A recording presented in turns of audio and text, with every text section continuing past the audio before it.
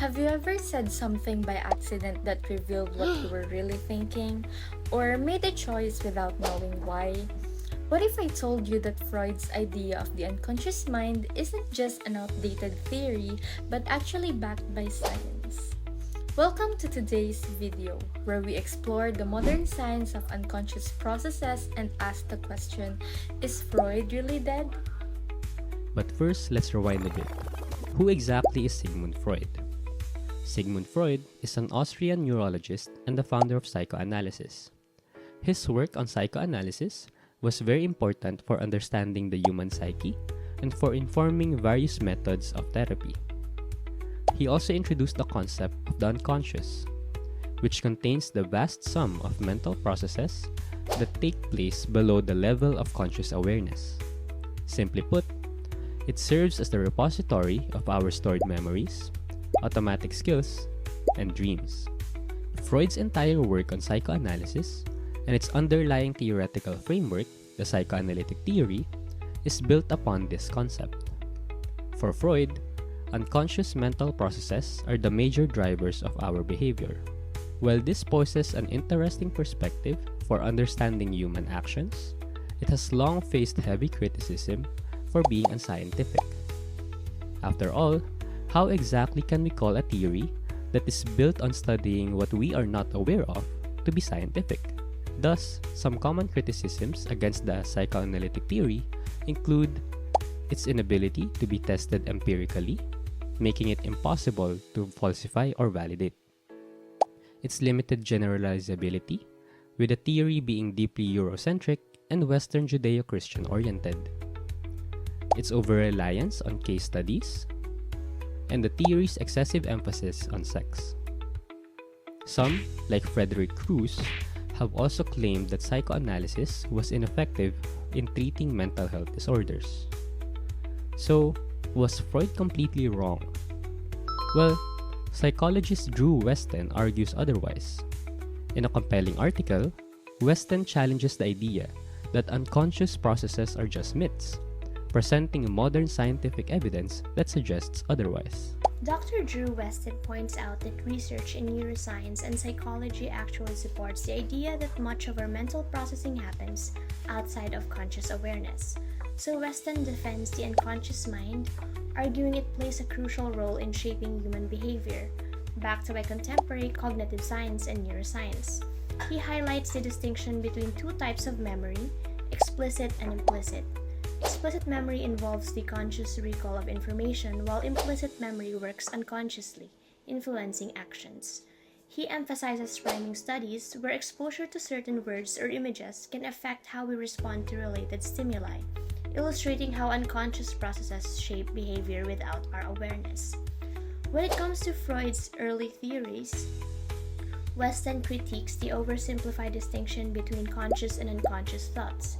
He argues memory and cognition are far more complex, involving networks of associations, some of which activate unconsciously, especially when linked to repressed or emotionally charged content.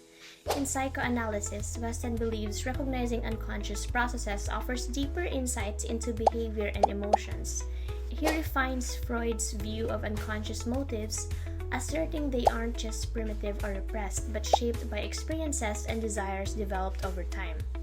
Weston calls for a more sophisticated understanding of the unconscious, blending psychoanalysis with modern research. He stresses that unconscious processes are essential, complex, and adaptive, arguing that reevaluation of their role in shaping who we are. Ultimately, he defends the unconscious as a vital and evidence-supported component of human cognition. Have you ever made a decision without knowing why? That's your unconscious at work. Freud's original theory of the unconscious has evolved significantly with modern psychology. Today, researchers use brain scans to study how unconscious processes shape our thoughts, emotions, and decision-making. Unlike Freud's focus on repressed desires, contemporary studies show that unconscious processing operates alongside conscious thought, influencing behavior in real time. A practical example is when you feel uneasy in a room without knowing why. Your unconscious mind just picks up on subtle cues, body language, sensor sounds, before your conscious brain registers them. Marketers use this concept too in leveraging colors and subliminal messages to influence consumer choices. Freud's ideas laid the foundation, but modern psychology now integrates cognitive science, social dynamics, and neuroimaging to explore the unconscious. CT scans and MRI provide brain structure images, while fMRI tracks blood flow to identify active regions. Diffusion tensor imaging maps neural connections, and EEG detects brainwave activity. PET scans even help diagnose conditions like Alzheimer's. Here are some existing research that expand upon, build upon, and draw comparisons between Freud's theories and modern psychology. Initially met with skepticism, neuroimaging is now a vital tool for understanding the brain, complementing traditional behavioral studies with technology continuously advancing. We're just uncovering more about the unconscious mind than Freud ever imagined, shaping not just psychology, but real-world applications in medicine, marketing, and even artificial intelligence. So, is Freud really dead? Not quite. While many of his theories have been revised or disproven, his central idea that our minds are influenced by unconscious forces remains scientifically valid. Freud's theories have sparked endless debates over the decades. Whether you agree with him or not, it's undeniable that his work laid the foundation for understanding the human mind. Drew Weston's research reminds us that psychology is always evolving, and understanding the unconscious is still a work in progress. The concept of unconscious continues to shape how we approach therapy, self-awareness, and human behavior. From treating mental health issues to understanding how our biases influence decisions, the unconscious mind remains a vital concept in psychology.